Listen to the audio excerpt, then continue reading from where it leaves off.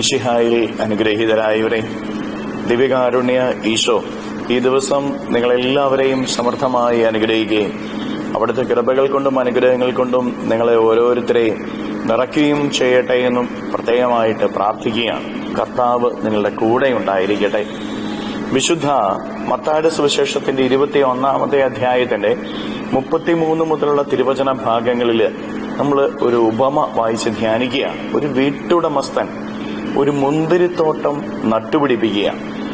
ആ മുന്തിരിത്തോട്ടത്തെ സംരക്ഷിക്കാനായി അതിനു ചുറ്റും വേലി കെട്ടുകയും ഒരു ഗോപുരം നിർമ്മിക്കുകയും ചെയ്യുകയാണ്. പ്രിയപ്പെട്ടവരെ, മുന്തിരിത്തോട്ടത്തിന്റെ ഉടമസ്ഥൻ ദൈവമാണ്.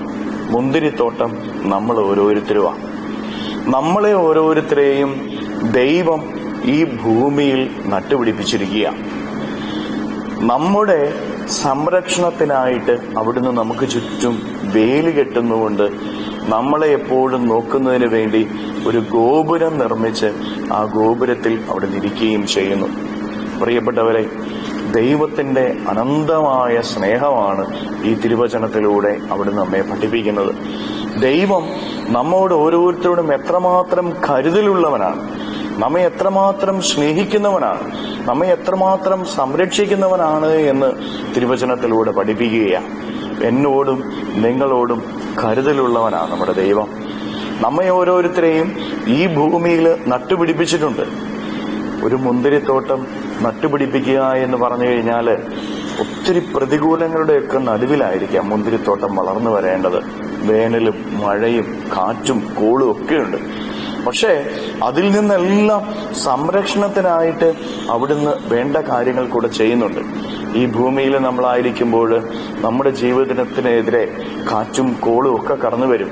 പ്രതികൂലങ്ങൾ നമ്മുടെ ജീവിതത്തിന് നേരെ കടന്നു വരും. സഹനങ്ങളും കഷ്ടപ്പാടുകളും നമ്മുടെ ജീവിതത്തിലേക്ക് കടന്നു വരും. ഇല്ലായ്മകൾ നമ്മുടെ ജീവിതത്തിൽ ഉണ്ടാകാം, രോഗങ്ങൾ നമ്മുടെ ജീവിതത്തിൽ ഉണ്ടാകാം, കടബാധ്യതകൾ നമ്മുടെ ജീവിതത്തിൽ ഉണ്ടാകാം, പരാജയങ്ങൾ നമ്മുടെ ജീവിതത്തിൽ ഉണ്ടാകാം.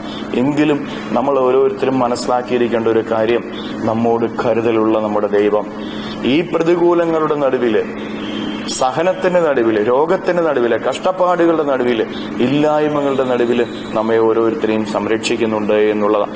നമുക്ക് ചുറ്റും അവിടുന്ന് വേലി കെട്ടി സംരക്ഷണം നൽകിയ പ്രിയപ്പെട്ടവരെ, ഇന്ന് നിന്റെ ജീവിതത്തിൽ ദുഃഖങ്ങളും വേദനകളും കണ്ണുനീരുമാണെന്ന് കരുതി കരയേണ്ട വ്യക്തിയല്ല നീ. ഉപരിയായിട്ട് ദൈവത്തിന്റെ സംരക്ഷണം നിനക്കുണ്ട് എന്ന് നീ തിരിച്ചറിയണം. ആ സംരക്ഷണം നിനക്ക് ലഭിക്കണമെങ്കിൽ ആ ദൈവത്തോട് നീ കൂടുതൽ വിശ്വസ്തയോടുകൂടെ ചേർന്ന് നിൽക്കുവാനായിട്ട് സാധിക്കണം.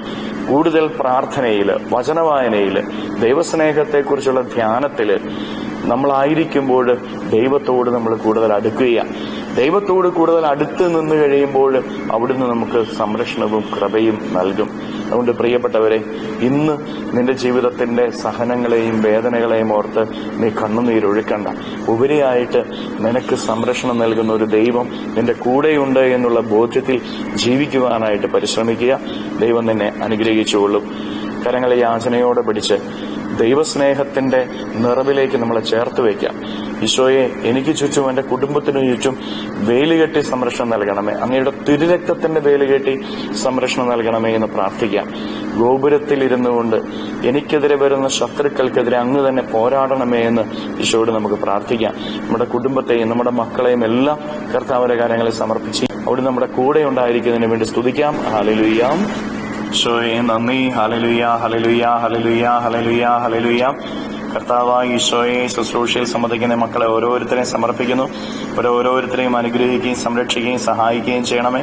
ഇവരുടെ ജീവിതത്തിലേക്ക്, ജീവിതത്തിന്റെ വഴികളിലേക്ക്, അധ്വാനങ്ങളിലേക്ക് അങ്ങ് ഇറങ്ങി ചെല്ലണമേ.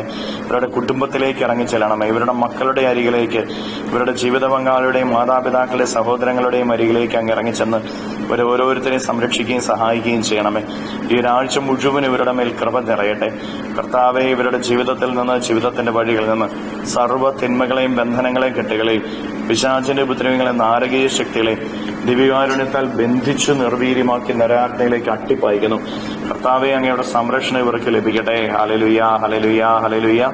അങ്ങയുടെ തിരുരക്തത്തിന്റെ സംരക്ഷണ കോട്ട ഇവർക്ക് ലഭിക്കട്ടെ. Hallelujah, hallelujah, hallelujah. നിത്യം പിതാവും പുത്രനും പരിശുദ്ധാത്മാവുമായി സർവേശ്വരായ എന്നേക്കും ആമേൻ.